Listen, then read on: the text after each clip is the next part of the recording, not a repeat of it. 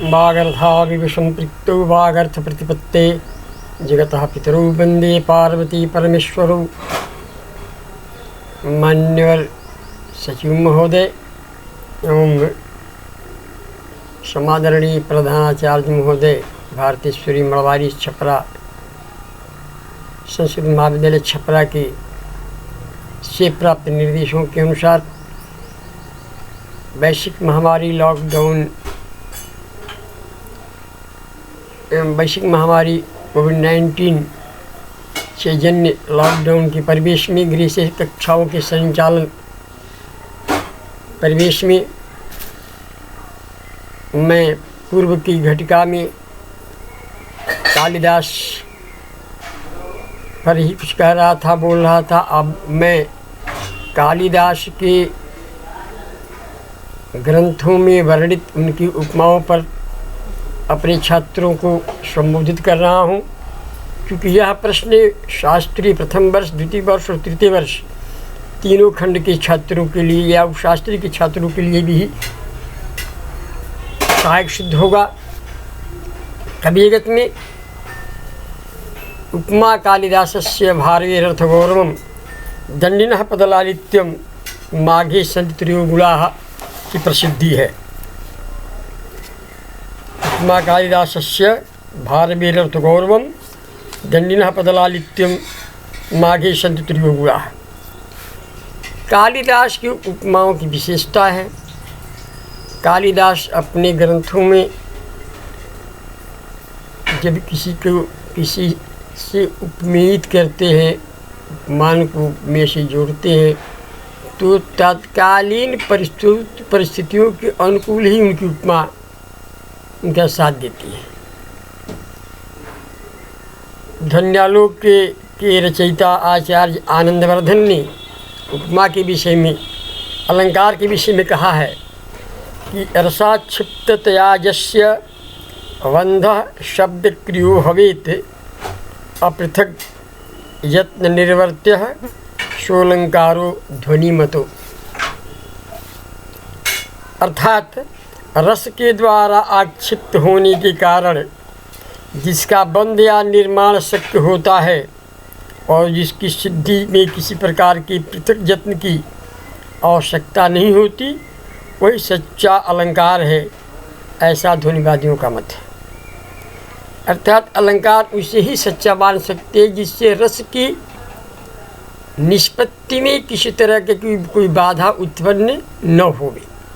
अलंकारिकों का यही मानना है। महाकवि कालिदास रघुवंश महाकाव्यम के प्रथम वंदना श्लोक में वागर्थाविव संपृक्तो वागर्थ प्रतिपत्ते जगतः पितरौ वन्दे पार्वती परमेश्वरौ में वे जगतः पितरौ पार्वती परमेश्वरौ वन्दे, जगत के माता पिता पार्वती और परमेश्वर की वो वंदना करती हैं। वे हैं कैसे? तो वागर्थौ इव संपृक्तौ, वाक्च अर्थश्च वागर्थः तमिव संपृक्तौ। जैसे बाड़ी में अर्थ छिपा होता है उसके समान शिवपार भगवान शंकर अर्धनारीश्वर हैं। वागर्थाविव संपृक्तौ, वागर्थौ इव संपृक्तौ, बाड़ी और अर्थ के समान संपृक्त। और वागर्थ प्रतिपत्ति, वाणी और अर्थ की प्रतिपत्ति के लिए मैं जगत के माता पिता पार्वती और शिव की वंदना करता हूँ। यहाँ पर वाक और अर्थ का काव्य के अंतर्निहित भाव वस्तु एवं उसके व्यंजक शब्द का परस्पर नित्य संबंध है। जैसे विश्व सृष्टि के आदि माता पिता पार्वती परमेश्वर का त्रिगुणात्मिका शक्ति की ही विशुद्ध चिन्मय शिव के की विश्व में अभिव्यक्ति का कारण बनती है। शिव के आश्रय बिना शक्ति की लीला नहीं हो सकती। शक्ति के बिना शिव का कोई अस्तित्व नहीं है, वह मात्र सौमात्र हो जाते हैं। इसलिए महाकवि कालिदास ने यहाँ उपमा अलंकार का प्रयोग बड़ी ही सूक्ष्म रूप से प्रदर्शित किया है। कालिदास की उपमा के द्वारा देवता तथा मानव दोनों के गौरव को प्रतिष्ठित करते रहते हैं। समाज में निरंतर समाधिस्थ भगवान शिव की उपमा किस प्रकार महाकवि कालिदास ने प्रदर्शित किया है, यह द्रष्टव्य है।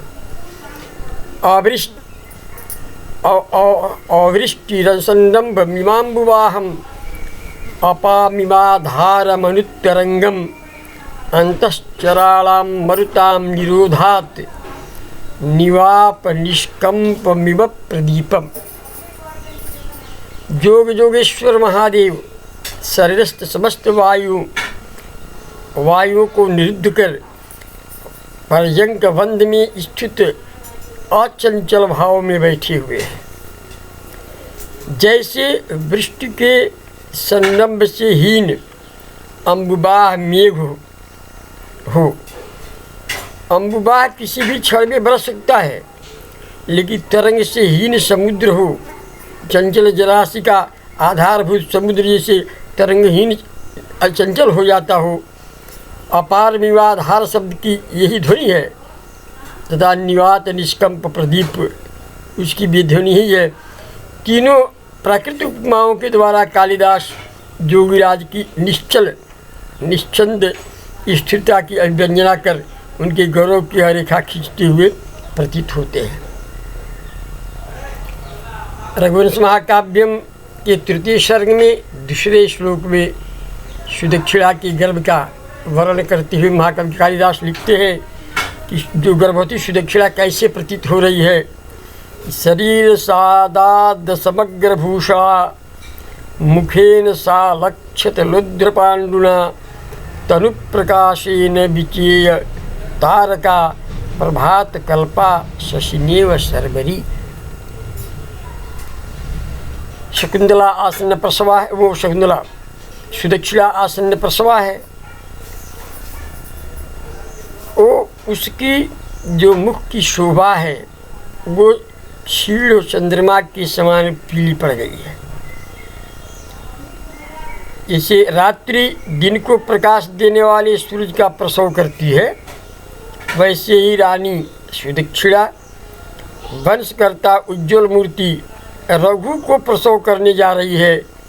अतः सूर्य रूपी पुत्र को गर्भ में धारण करने वाली आसन्न प्रसवा विराट जननी की महिमामयी मूर्ति होती है। सुदक्षिणा की मूर्ति में भी वह गौरव प्रस्फुटित हो रहा है। शरीर की कृष्णता के कारण हीरे जवाहरात आज जो आभूषण हैं वह सब ढीले पड़ गए हैं, खिसक रहे हैं। जैसे रजनी में रात्रि में टिमटिमाते तारे स्वयं खिसक जाते हैं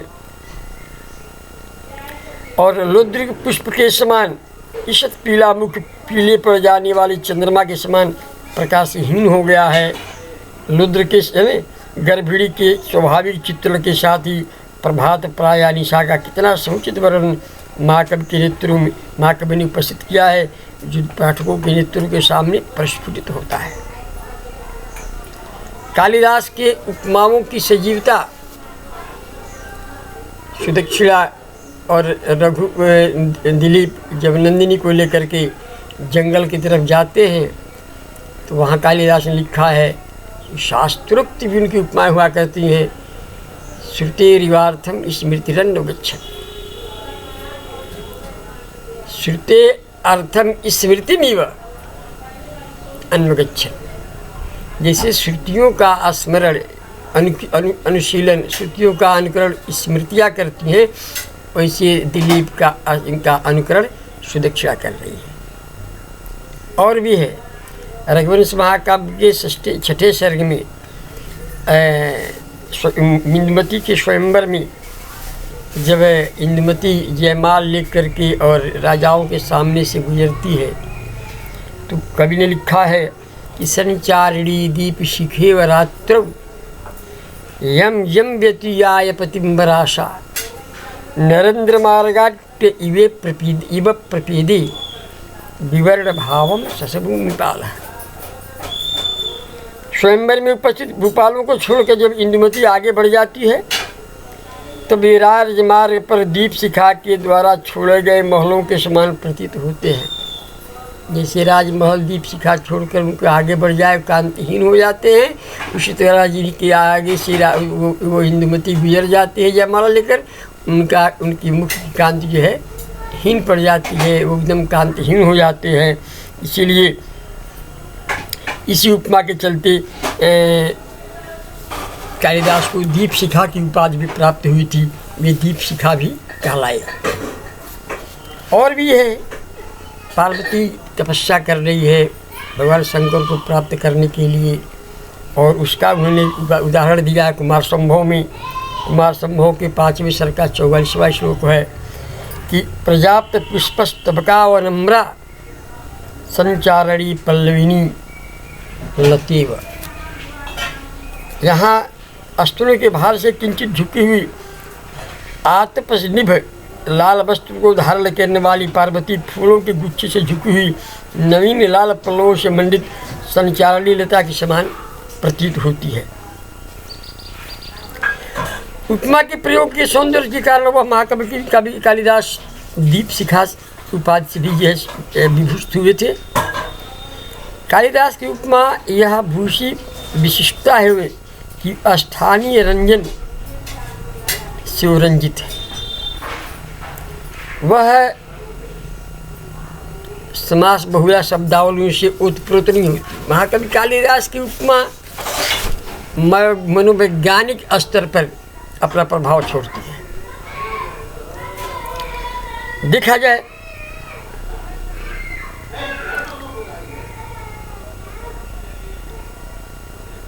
अभिज्ञान शाकुंतलम में महाकवि कालिदास के तृतीय अंक में बात आती है, किमत्र चित्र में शशांके विशाखे शशांक लेखा मनवर्तिते। शकुंतला उसकी दो सखियों की ओर अव्यक्त आकर्षण उसी आकर्षण जैसा बताया गया है जैसे कि विशाखा तारक मंडल को चंद्रमा अपनी ओर खींचता है। किमत्र चित्रम यदि विशाखे शशांक लेखा मनवर्तिते। और भी है मनोवैज्ञानिक उपमाएँ उनकी यह है दर्शनीय है। जैसे अभिज्ञान शाकुंतलम में ही यह है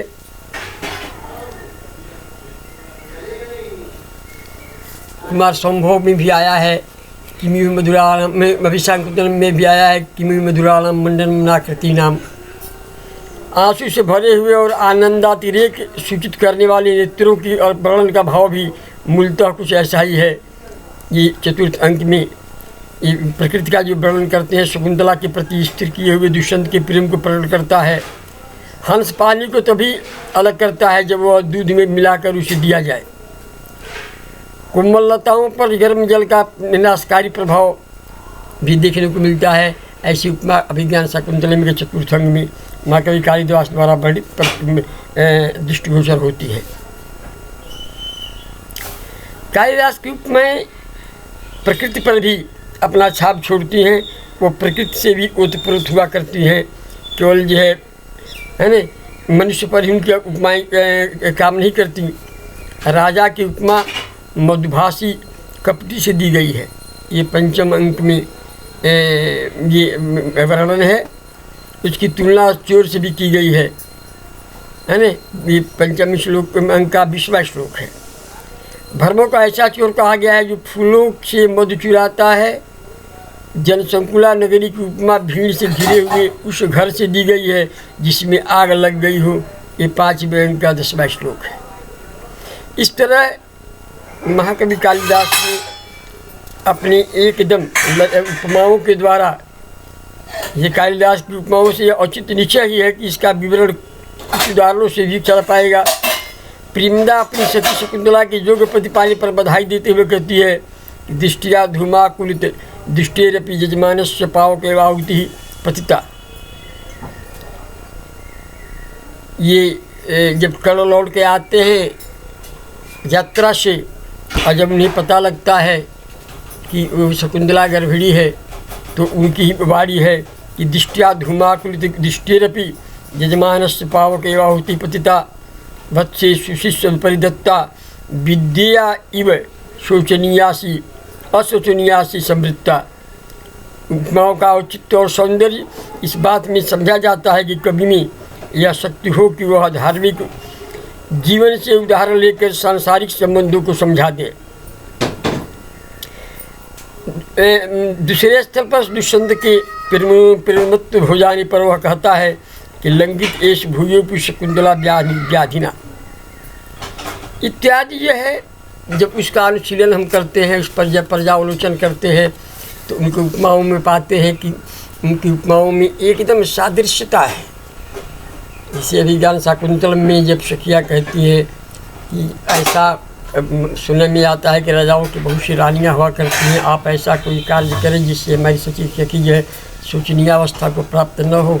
तो कहता है, राजा संकल्प करता है कि परिग्रह बहुत्वेपि द्वे प्रतिष्ठे कुलस्य में समुद्र बसना चोर्वी सखी चो जीवोयम। इस तरह ये है कालिदास की उपमा की भूषी विशिष्टता है। वह प्रकृति से गृहीत उपमाओं में एक विलक्षण आनंद प्राप्त करते हैं। राक्षस के चंगुल से बचने पर मदहोश उर्वशी धीरे धीरे होश में आ रही है। उसकी समता के लिए कालिदास में चंद्रमा के उदय होने पर अंधकार से छोड़ी जाती हुई मुच्यमाना रात्रि काल में ध्रुम राशि के विनिमित होने वाली अग्नि की ज्वाला, बरसात में तट से गिरने के कारण कलुषित होकर धीरे धीरे प्रसन्न प्रसल्ला होने वाली गंगा के साथ देकर पाठकों के नेत्रों के सामने तीन अत्यंत सुंदर दृश्यों को उपस्थापित करते हैं। आविर्भूते शशिनि तमसा मुच्यमानेव रात्रिः नैषत्याचित् हुतभुजैव छिन्न भूयिष्ठ धूमा मोहेनांतर बरतनुरियं लक्ष्यते मुक्तकल्पा गंगारूधः पतनकलुषा गृहणीतीव प्रसादम। ये कालिदास की उपमाओं की विशिष्टता है। वह कहीं भी जो है अपने उपमा को कलुषित नहीं होने देती। कालिदास के काव्यों में हृदय पक्ष की प्राधान्यता है भाव पक्ष की अपेक्षा। कभी मानव हृदय की परिवर्तनशील प्रवृत्तियों को समझने तथा उन्हें अभिव्यक्त करने में अद्भुत चातुर्य रखता है। संसार का अनुभव उसे गहराता तथा ऐसे अनुभवों के मार्मिक पक्ष की ग्रहण करने में अपूर्व भावुकता प्रदर्शित करता है। आनंदवर्धन जो ध्वनिवादी हैं तथा जर्मन कवि गेटे ने एक स्वर से महाकवि कालिदास की भावों की उदात्तता तथा महनीयता की प्रशंसा की है। महाकवि कालिदास प्रतिभा संपन्न स्वतंत्र कवि हैं। उन्होंने अपने काव्यों की शैली का रूप निरूपण स्वयं किया है। रसमयी पद्धति तथा सुकुमार बार की कवि ने अपनी भावों की तीव्रता उदात्तता के संचार के लिए अलंकारों का बड़े सुंदर ढंग से उन्होंने प्रयोग किया है। महाकवि कालिदास की उपमा जैसे सद्य एकदम सामने स्फुरित हो जाती है नर्तन करने लगती है, ऐसी उनकी उपमाएं देखने को मिलती है। उनके पात्रों का जो चित्रण है वो भी अपने आप में एक बड़ा ही शकुंतला की जो दो सखियाँ हैं वह प्रियंवदा और अनुसुईया दोनों का एक खास अर्थ है। प्रियम वदती थी प्रियंवदा, लेकिन न विदते असूया यश्याम सा अनुसुईया। गौरी भी कैलाश उपमा का जो है एक सादृश्यता उनकी और है। जैसे मान लीजिए कैलाश के सदृश शुभ्र जो वृष पर आरोहण करने की इच्छा से जिनकी पीठ पर पैर रखकर शिव चढ़ते हैं, और वो जब कहता है नंदिनी को पकड़ा हुआ जो सिंह है वह कहता है कि कैलाश गौरम वृषभाम रुक्षो पादार्पणानुग्रह पृष्ठपूतम अवे हिमाम किंकरवस्त मूर्ते कुंभोदरो नाम निकुंभमित्रम। ये रघुवंश महाकाव्यम के द्वितीय सर्ग का 35वां श्लोक है। चाहे मेघदूत में शिव का वाहन वृष है, कुमार के वाहन मयूर हैं, और भी यह वृष या इंद्र इंद्रियों की शक्ति के कारण हुआ करते हैं। ये सब जो महाकवि का जो उल्लेख है, नित्यारंभे हरसि पशुपते रार्द्रनागा जिनिक्षाम शांतोद्वेगस्तिमितनयनम दिष्टभक्तिर्भवान्याः, इसकी जो इस तरह का ये उपमा जो देते हैं, इस तरह का जो उदाहरण प्रस्तुत करते हैं, वो अपने आप में एक जीता जागता मनोवैज्ञानिक उदाहरण है। महाकवि कालिदास की उपमाएँ जो हैं मनोवैज्ञानिकता के आधार पर रची गई हैं। जैसे क इदानीं शरीर निर्वात पैत्रीं शारदीं ज्योत्स्ना पटान्तेन वारयति चाहे किमत्र चित्रम यदि विशाखे शशांक लेखानुवर्तते इत्यादि जो उनकी उपमाएँ हैं। सागर मुज्जित्वा कुत्र वा महानद्यवतरति, तो ये महाकवि की उपमाएँ जो हैं वो मानस पटल पर अपना एक छाप छोड़ती हैं, जिन्हें पढ़कर उपमा कालिदास से विशिष्टता है इनमें परिलक्षित होती है। इति शब्द।